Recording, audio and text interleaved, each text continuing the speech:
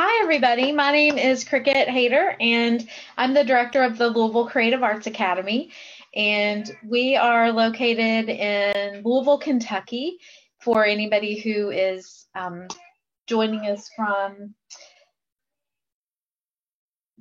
anywhere else. So I'm gonna, let's see. Anyway, we are here today because we have, um, just give me 1 second while I fix this volume. So loud.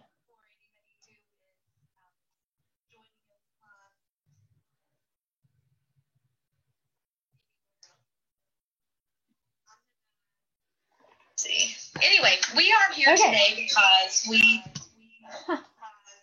technical issues, everyone.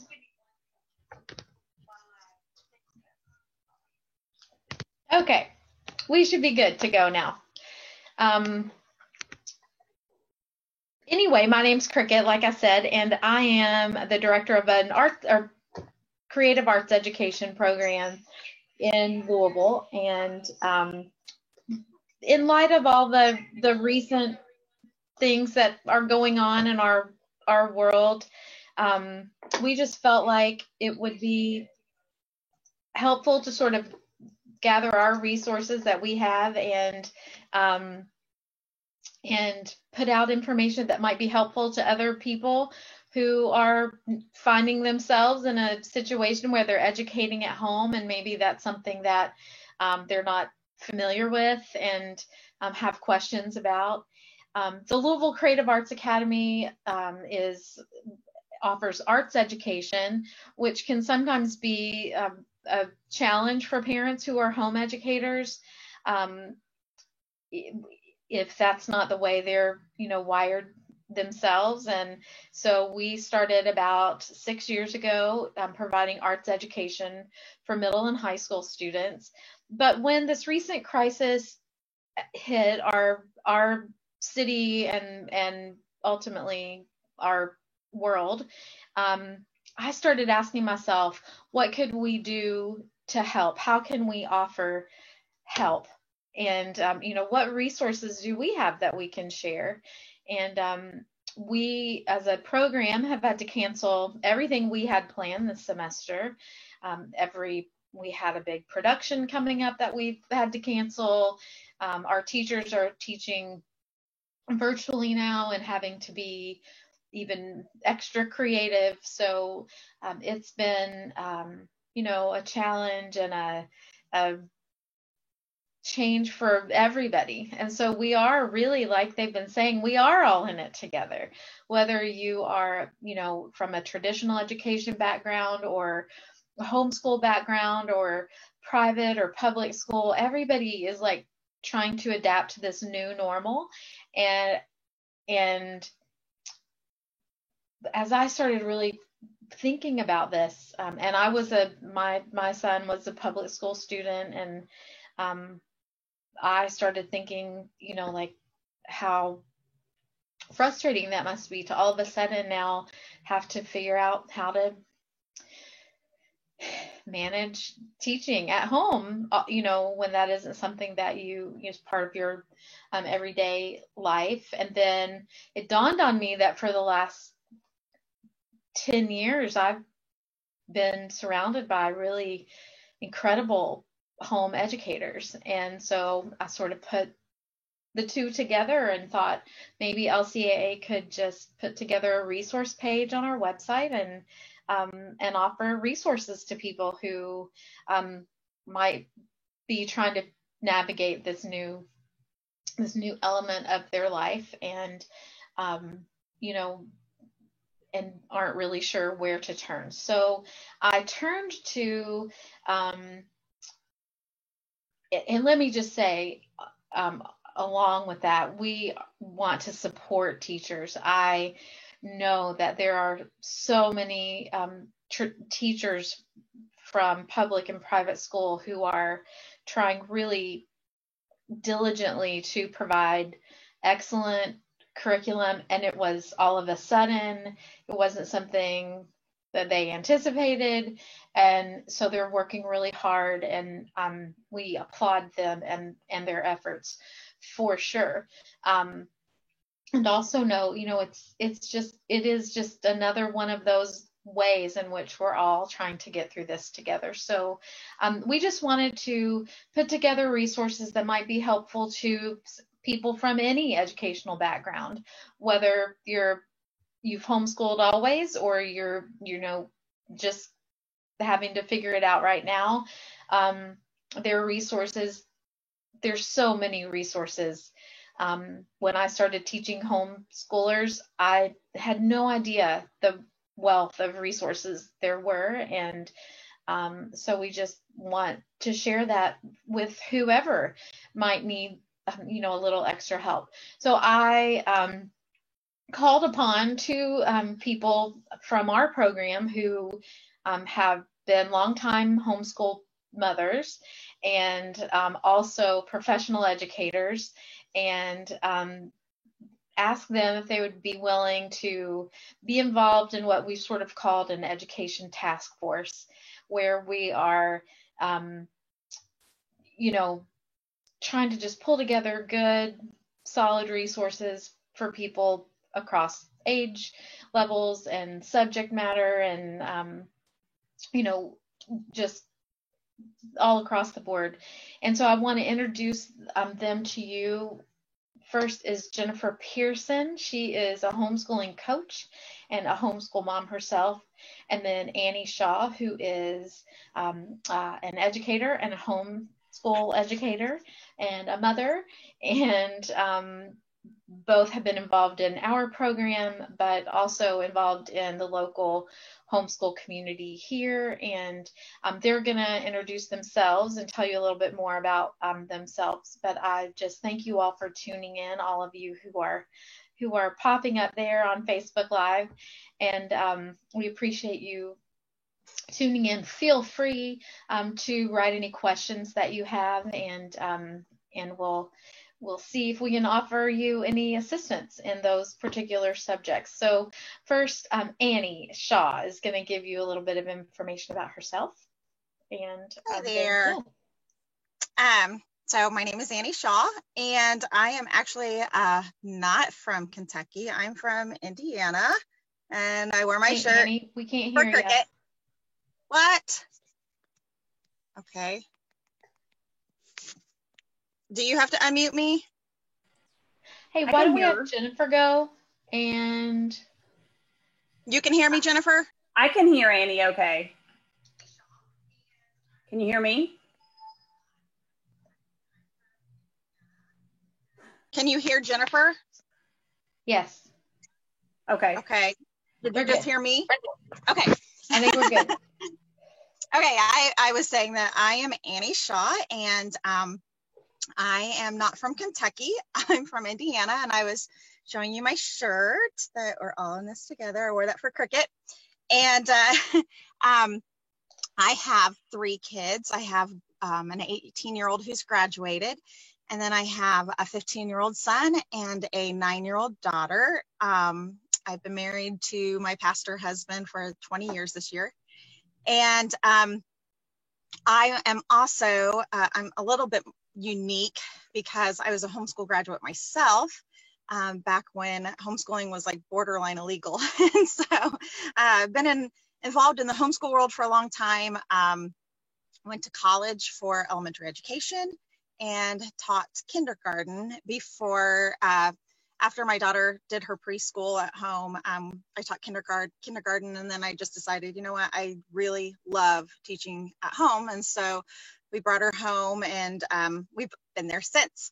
And so I've taught in co-ops. I've taught all sorts of subjects that I never thought I would teach, like physics, and all the way to like magic treehouse history studies.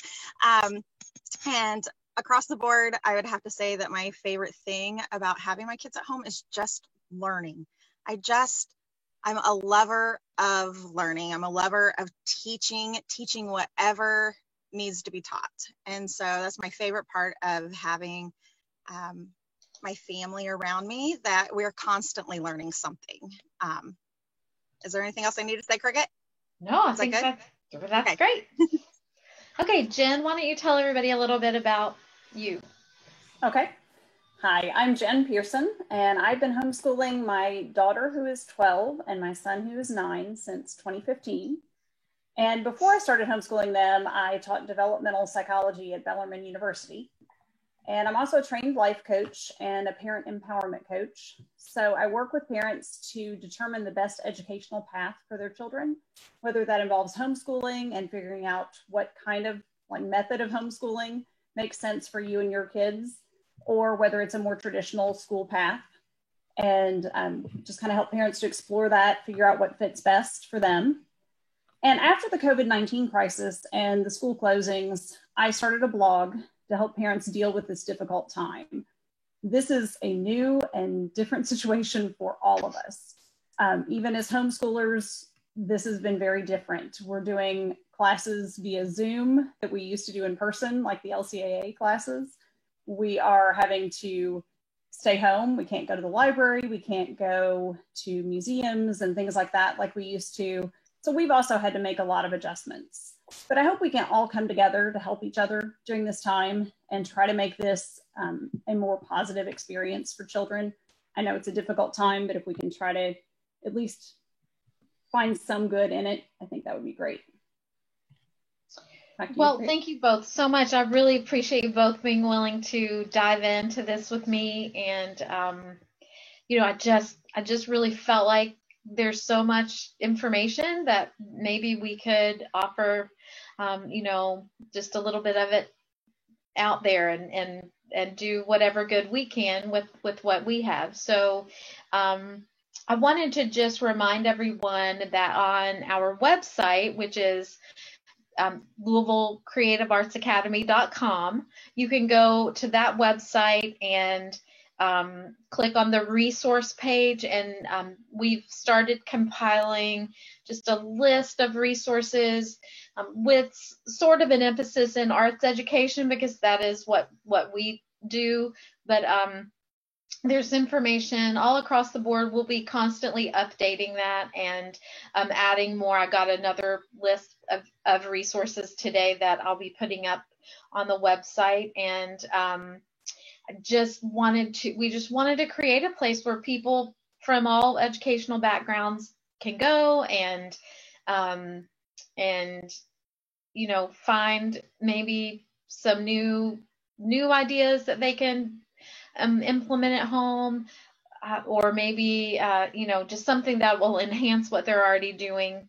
Also, we just want to reiterate that that more than anything, we want to come alongside the teachers that are working to provide at-home education for families who go to traditional school during the school year, and just really make the most of it for them. I know that it can be really overwhelming right now for people, and we want to we just want to help. So I just wanted to just point out the resource page on our website, and also let you know that we're going to do this again next Thursday at the same time at 4:00. That's Thursday, April 9th at 4:00. And so between now and then, we want to encourage you to send questions, reach out to us on this thread or in our direct message if you have questions, and I'll pass them along to Annie and Jen, and we'll see if we can come up with a resource that might be really helpful to you.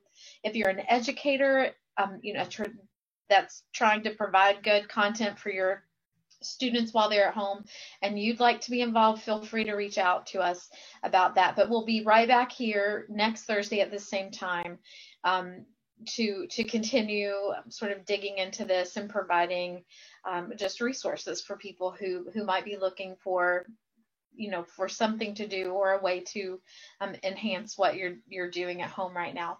So with the rest of our time today, Annie and Jen are just going to talk a little bit about two things that they feel are just really important components of home educating, especially during a time of crisis like we're all facing right now. So Jen is going to talk for a little bit about the mental health aspect of educating at home, and especially during a time of crisis. This is something that she has some experience with and wants to share with you just her thoughts on how to navigate this kind of situation and the impact and effect that it can have on our mental health. We are all at home and facing high stress and isolation and maybe just feeling overwhelmed, and our children might also be feeling that, in our families. And so how can we sort of take that into consideration as we're trying to provide, education at home? So Jen, if you would go ahead and address that, that would be great. And feel free, everyone, to ask questions. Thank you, Cricket. Well, as Cricket said, this is a difficult time for everyone. And I think often we think children don't really notice, or they don't keep track of current events, and they don't really pay attention to what's going on around them a lot. But even young children really are paying attention, and they do notice that their parents are stressed, or they notice that the news sounds kind of dire and upsetting. They may not know the details of the situation, but they definitely pick up on that stress around them. And even very young children use something called social referencing to determine how to react to a situation. So have you ever been taking care of a young child, your own or someone else's, and they fall and they don't hurt themselves, but they, maybe just fall down? They immediately look to the adult who's taking care of them for their reaction. And if that person kind of is freaking out, like, oh my gosh, are you okay? Then the child will burst into tears. But if the caregiver is laid back about it and says, oh, you're fine, it's okay, then the child will usually just jump up, run on, and everything's fine. So little kids do that. Even older children, though, look to the adults around them to see what their reactions are, and they pick up on that. And then they will react in a similar way. So I'm not saying you should hide your stress or hide your reaction to this crisis right now, but I do think we need to think about the fact that our children are looking at us, and we need to talk to our children about what's going on. And so children are looking at their parents' reactions at this time. If you're watching the news, they're probably hearing at least bits and pieces of it, and they're certainly hearing the tone that's used by the people on the news. You can tell by the tone of their voice, it's serious, it's something people are concerned about.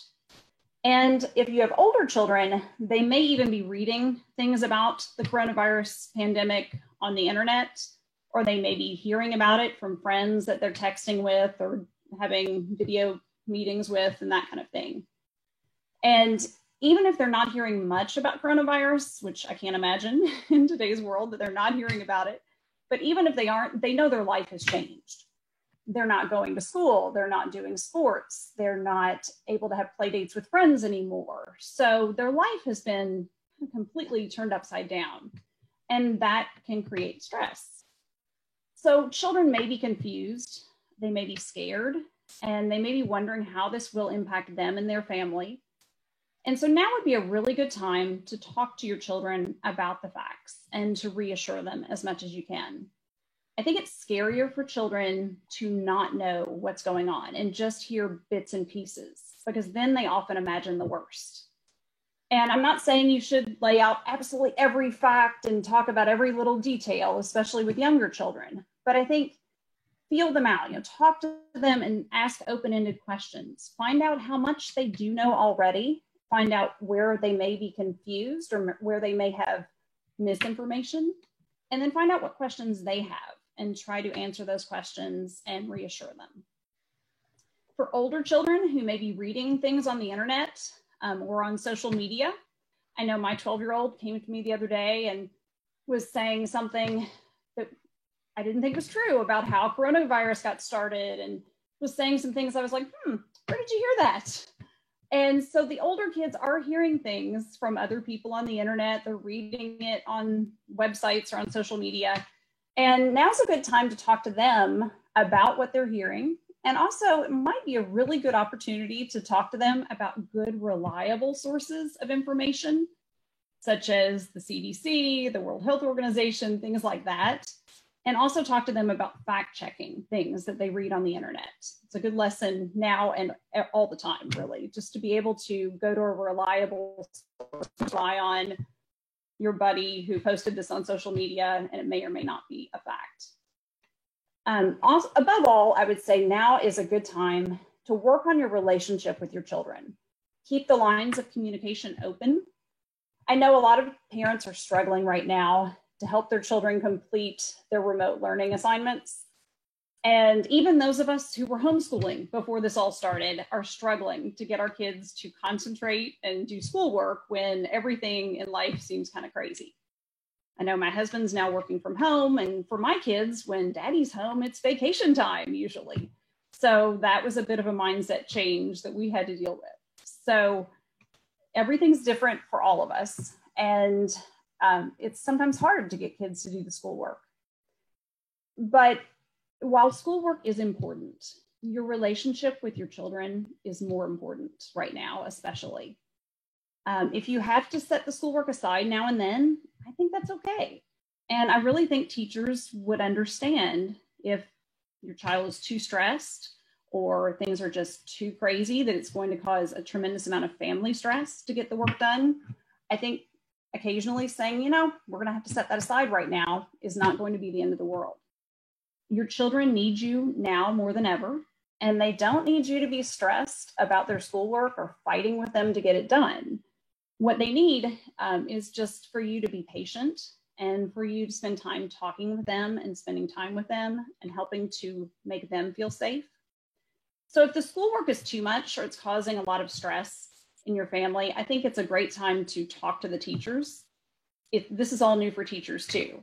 I can't imagine, I taught at Bellarmine, so I was teaching adults, so it was a little bit different, but I can't imagine if somebody had said, you have to finish out the semester completely online, totally remotely. I would have really struggled to figure out how to translate what I was doing in a classroom to an online or remote type of platform. So this is really hard for teachers and for parents. So I think if you went to the teacher and said, this is a little bit too much work, or we're really having a hard time figuring out what to do here, I think teachers would probably feel good about that. They would like the fact that they're getting feedback, and they might actually appreciate it if they were told to back off a little bit on the lesson planning, because I'm sure they're spending a lot of time doing that while also taking care of their families. And so right now, your children just need you to reassure them and talk to them about their concerns. And if you prioritize building the relationship and helping them to feel safe, then the schoolwork will probably be easier. I think that this pandemic will likely be our children's 9/11 or Challenger explosion type moment in history. It's something they will remember for the rest of their lives. And they might not remember the schoolwork that they worked on during this time or what they learned as far as that goes during this pandemic. But I think they will remember the experience itself, and they'll remember how their parents interacted with them at this time. And I hope that we can all work together to give our children a positive experience as much as possible to help to ease the difficulty of this time. So back to you, Cricket. Thank you so much, Jen. I really appreciate that. So good to think about, just the impact that just the behavior of everybody surrounding not just our children and students, but each other, it has a huge impact. That is what we will remember from this.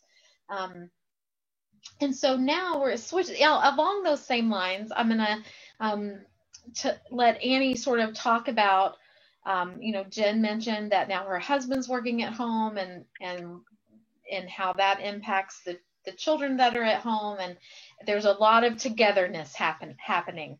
And that's a great thing, but it can also be something that we have to sort of adapt to. And so Annie is going to talk about that for a minute. So there you go, Annie. Thank you. 1 minute. That's it, right? No, I was just kidding. All Jen went way long. No, I'm just kidding. I'm very impressed with Jennifer's ideas and thoughts, and I may not be nearly as eloquent as she is with her words, but I wanted to share some about making goals for this time, mostly because I feel like every time in our lives is given to us for a very specific purpose. And I want us to make sure that we're not wasting this time in our lives. And that's where I feel like I am with my own family. I don't want to waste this. Like, this is, trials are a gift as much as, you know, pleasant mountaintops are. And I want that when we come out of this, that my family is better and stronger. And so I always have a little bit of a goal when I start my school year, and I kind of go over what I feel like are the strong points that my kids have academically, and then also going over what where their character is. Just, you know, and myself and my husband, we both do that too. We kind of just take inventory of where we're at, what we're doing well, and then what we need to grow in. And so I thought that I'd share a little bit about that, and how to make some goals for the next 4 months. And I'm speaking right now. We just got the word in Indiana that our schools are out until the fall. So we're not going back at all this year.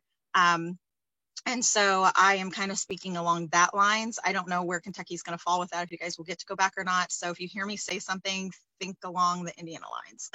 So anyhow, so making goals for your child's education for the next 4 months is and I particularly feel as though it's important to keep up education and character training even in the summer.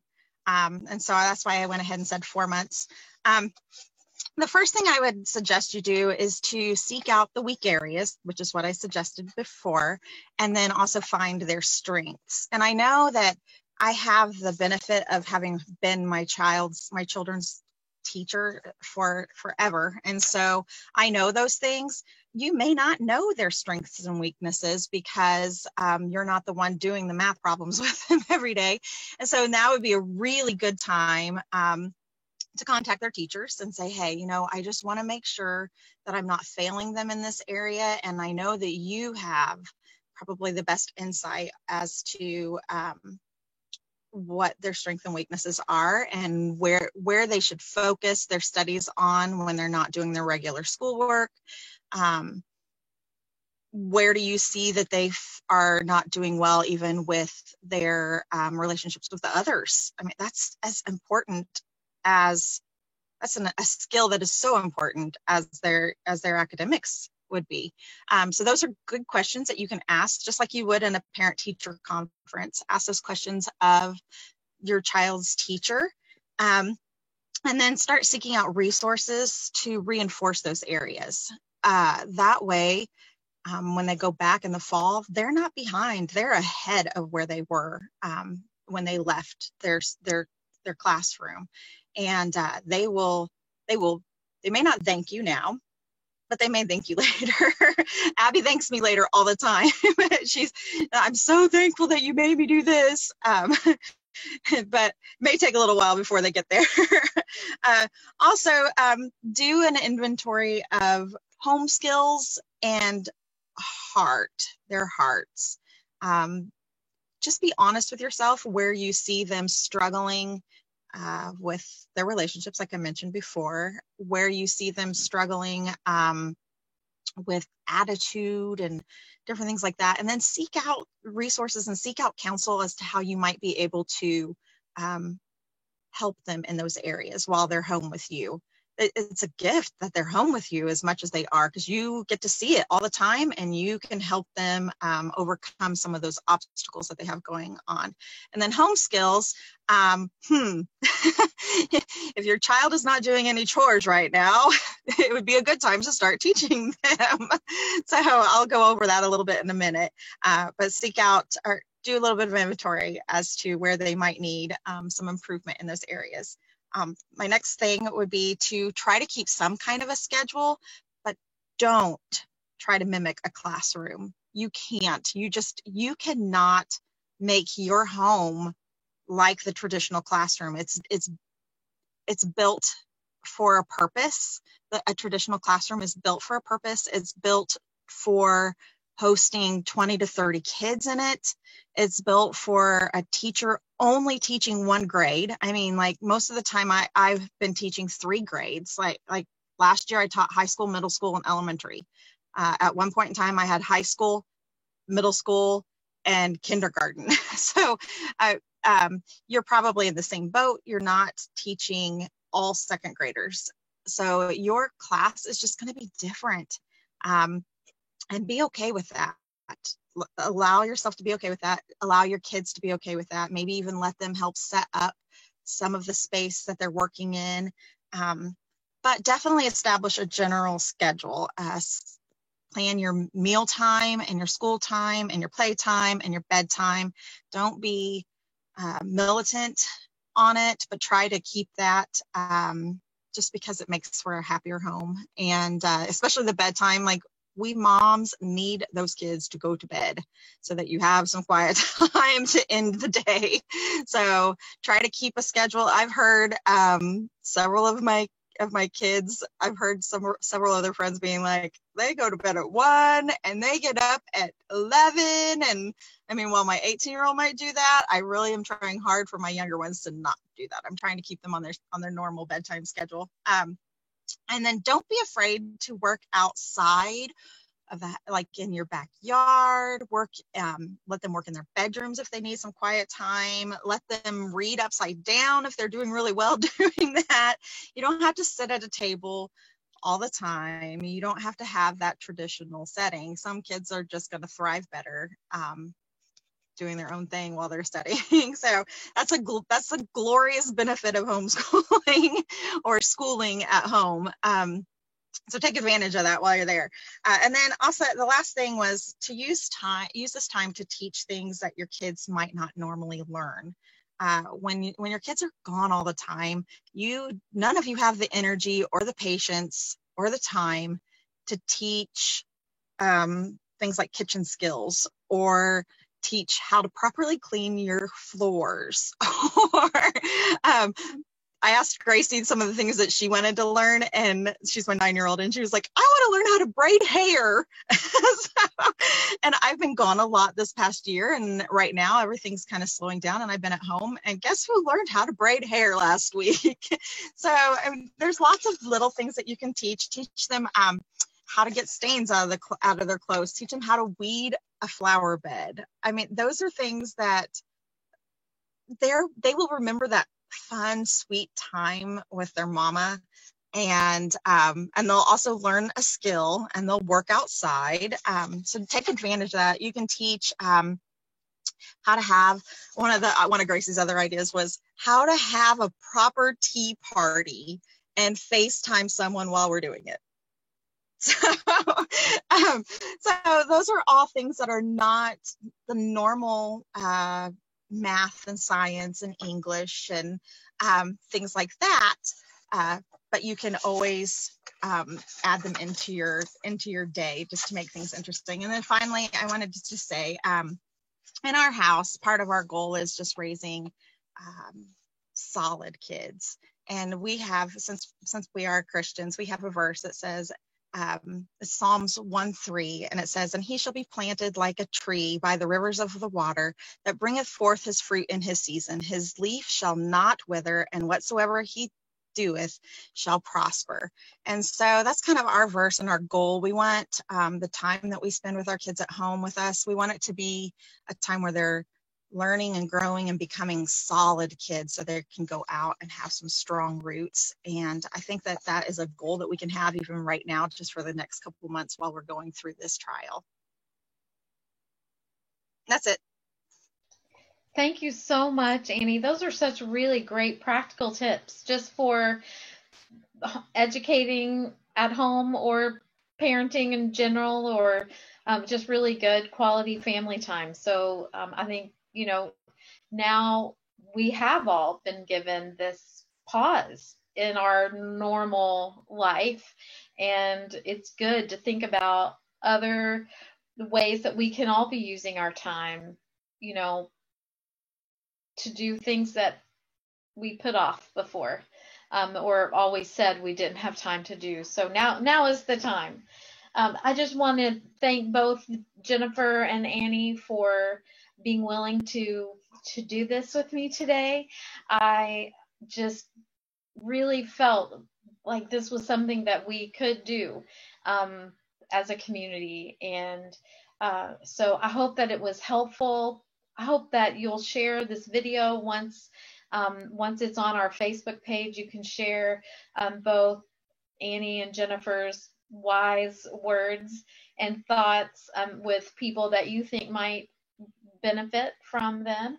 And also, I've put in the comments along the side of the video the link to our resource page, and just some other reminders about next Thursday, and a reminder to please send questions if you have questions. We have, in addition to Jennifer and Annie, Heather Walton, who is another one of our parents, is helping come up with some good resources. And so thanks to her for being willing to be on the task force. And that makes me excited that we are doing something. We're doing something with what we have, which is just knowledge and resources, and we want to put that out there and share them with everyone. So thanks to everybody that stopped by and watched today. Send those questions and mark your calendar for next Thursday at this time, and check out our webpage, and we'll be thinking of all of you. Annie, show us your shirt again. There you go. We're all in this together. And that's so true. We're here for you. If there's any possible thing that we can do, you know, we'll do our best to find an answer. And I just appreciate everyone for stopping in, and again, Annie and Jennifer for sharing their information today. And we look forward to seeing everybody next Thursday. So, well, until then, take care of yourselves, and we'll see you then. Thank you. Bye.